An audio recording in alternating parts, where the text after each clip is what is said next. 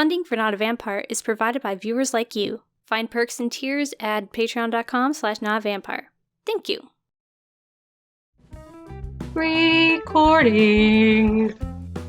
That's the first thing that you say on that recording. Cool. Blue Chessex, the Degrassi character who is so forgettable that I only learned his last name to make this point. Came to Season 8, then fluttered away into the wind after Season 9. Few named characters have spent a shorter time on the show, so we often wonder, what was the point of him? Unfortunate as it may be, Blue's point was Holly J. Basically, anytime he was on screen during Season 8, it was in service to Holly J's story. Hell, every time he was on screen, it was to play a role in her narrative, except for the 2 episodes where he was used to further Riley's plot during the lifeguarding debacle. The rest of the time, he was a cog in Holly J's development. First, he was the hunk of her desires, starting as an option for her to lose her virginity to after feeling pressured by Shantae to do so. Through that, she developed genuine feelings for him, and Blue reciprocated. But before it could go anywhere, Holly J found that her family was suddenly poor, and she couldn't go on their very expensive first date. What made Blue important to this moment was to give someone Holly J needed to explain her unexpected destituteness to, or not, as she lies and claims to be going to a Power Squad practice instead. It wasn't enough that Holly J was confronted by the Power Squad team about why she suddenly couldn't go to the long-coveted finals in Florida, because that would have been too easy. In order for the narrative to highlight her unwillingness to admit to her situation and why it was causing more problems than solving, everything needed to explode in her face. There needed to be a someone uninvolved with the Power Squad in order to complicate matters and to create a need in her to juggle all of her lies. He was also there to be the icing on her karma cake after her team and remaining friends booted her from the Power Squad after she spilled tea about Mia to the national reporters. When she thought, okay, well I still have Blue and can use the money Heather gave me for the competition towards our first date, Blue was there to fully rub in how lying and hurting people makes everyone ditch you eventually. That your pain doesn't justify taking it out on those who seem to be doing better than you, and every action has consequences, like the guy you dig thinking you're selfish and evil. Blue then re-entered the picture after Holly J reconciled with Anya and the Power Squad team as someone who would appreciate her character growth and to put pressure on her growing feelings for Spinner. He tried to start back where they left off before, but Holly J was still hung up on the guy she knew she couldn't have. But she eventually gave up on that hope and accepted Blue's affections because she still did like him. Seemingly at this point, she got everything she wanted now that she wasn't the demon queen of Degrassi. Except Blue wasn't what she wanted. Or more precisely, she wasn't what Blue wanted.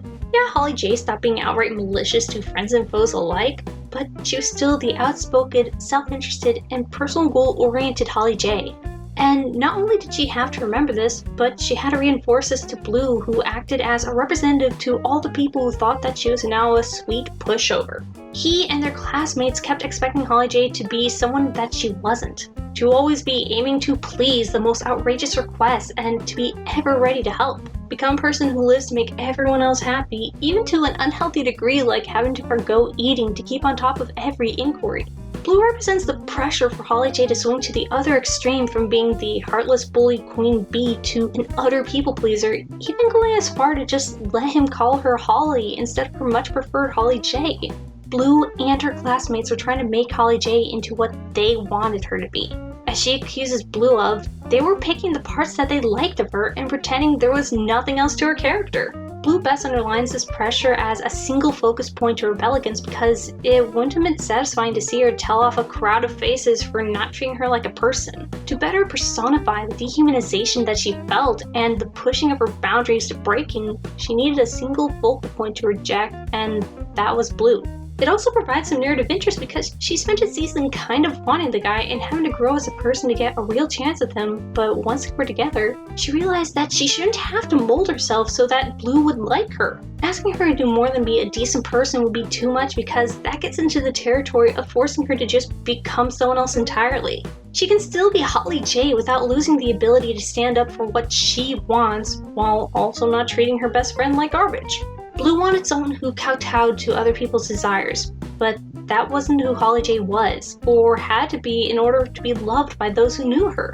For better or for worse, Blue was one of the forces to give Holly J a reason to change, but also a lesson in personal autonomy. Anyone who doesn't care to know you or would rather ignore certain aspects of your identity isn't worth spending time with, especially if they refuse to call you by how you prefer to be addressed. In the end, Blue is needed for Holly J's transformation. A person to aspire to be good enough for, and then a cautionary tale about not standing up for herself. Again, I don't think her story would have been as effective if it was just her relationship with the Spirit Squad girls and Spinner that were the focus during season 8. It's more impactful because her relationship struggles were multi-pronged and coming from many different angles.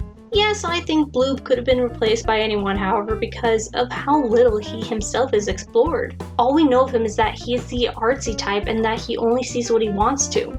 Not the most rounded character, but as developed as he needed to be to further other characters' journeys.